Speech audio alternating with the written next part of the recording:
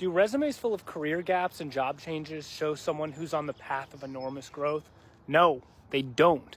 They show someone who's probably a bad employee, but you can overcome it, and here's how. My mom was a lawyer for a number of years, and then after that, she took a pretty big break to take care of me and my sister when we were kids. When she wanted to get back in the workforce, it was really hard because she had this really big gap on her resume. So she did something that I will always, eternally be really proud of her for.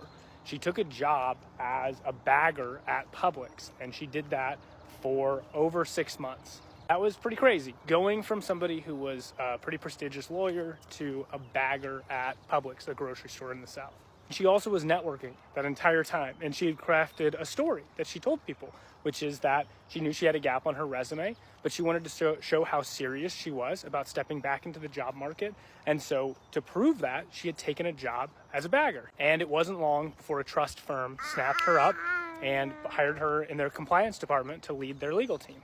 Pride is just this thing that's holding you back and stabbing you in the side.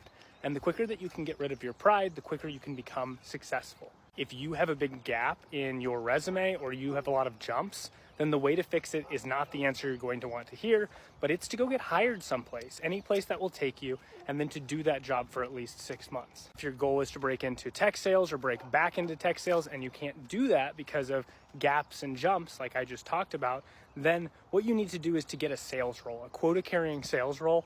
Do that job for 6 months, and then you can leverage that to jump into tech sales. There's some great sales companies out there that are more legacy, that are not tech sales, that will accept people in that exact circumstance. If you do those roles for 6 months, then you can leverage that to get back into tech sales or to get your first tech sales role. If you want help doing that, I have a bunch of free content on this channel on exactly that. And if you want to work with us, we professionally help hundreds of people get BDR, SDR jobs at tier 1 tech companies, and you may be a good fit. So you can check out the link tree in my bio to book free time with me.